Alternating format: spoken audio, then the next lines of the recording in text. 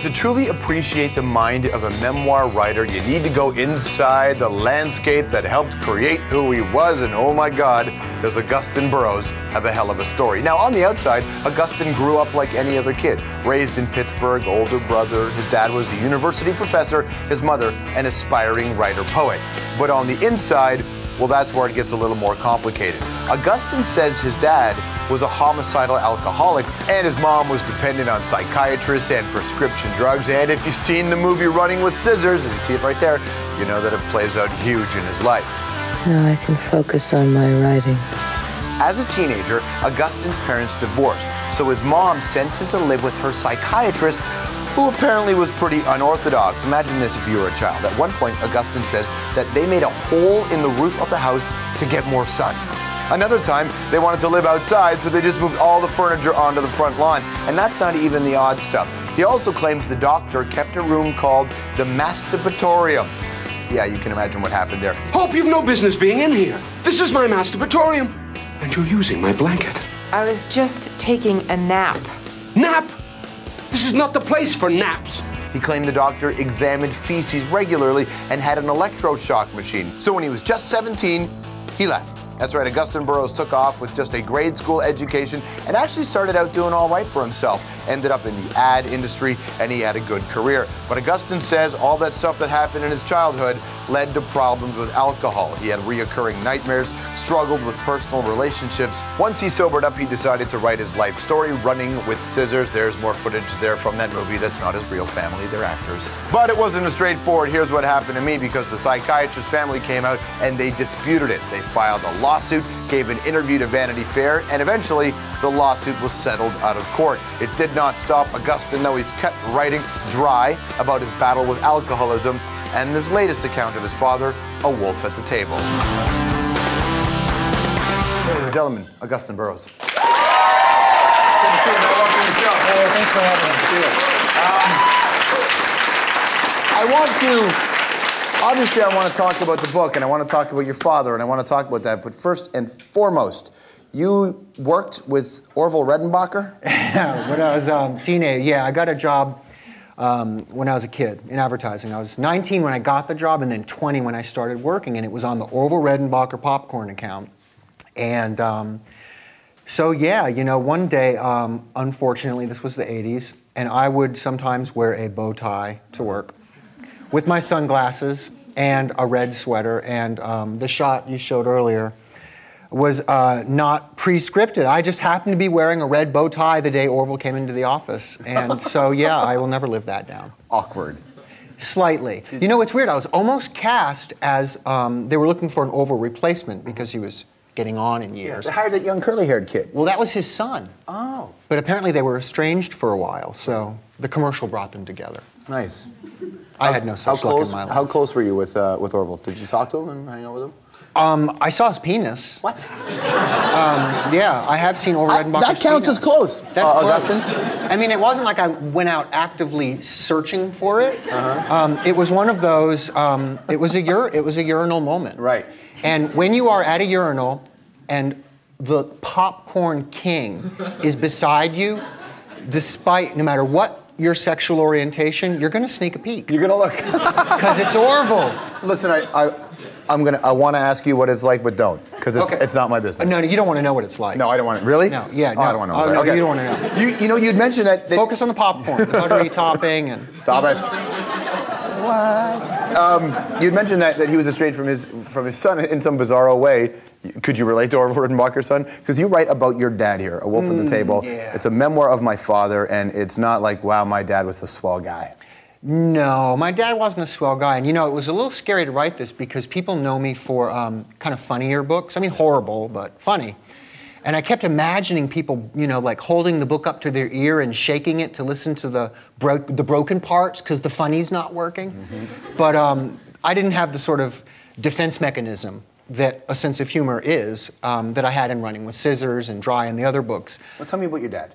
My father was two people. He was a Southern gentleman, you know, raised in Georgia. He was a philosophy professor, held in high esteem by his colleagues and his students. You know, a very nice, warm man.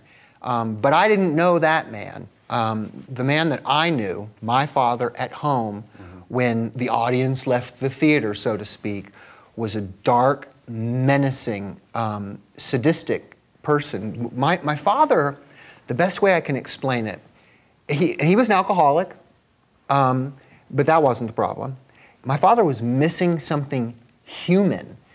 When you look at someone, you can see something in their eyes, whether it's disgust or, empathy or, humor or whatever. But when you looked at my father's eyes, you didn't see anything at all.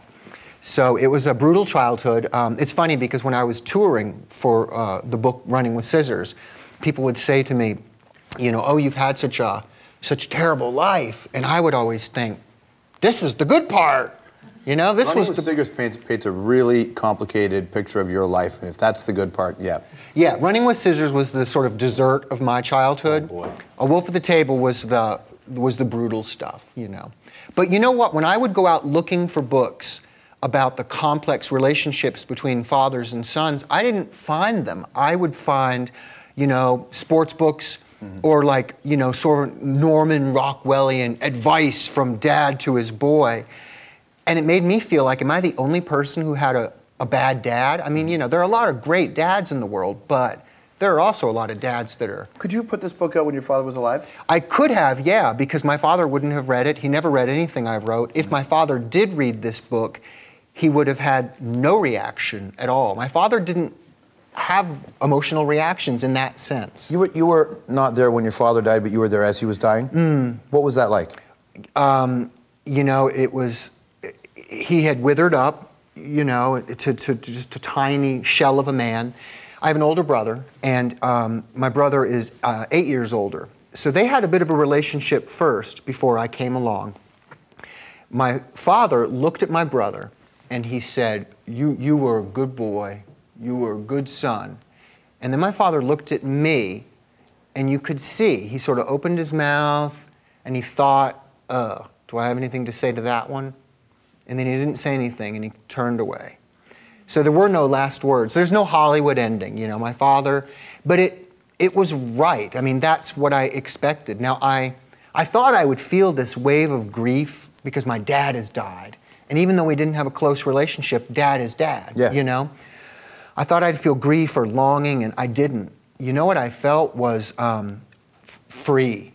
I felt incredibly free. I hadn't realized how powerful that stainless steel umbilical cord was throughout my life. And I also realized all of a sudden, I'm 9 months pregnant, I'm gonna have a baby, and it's gonna be this book.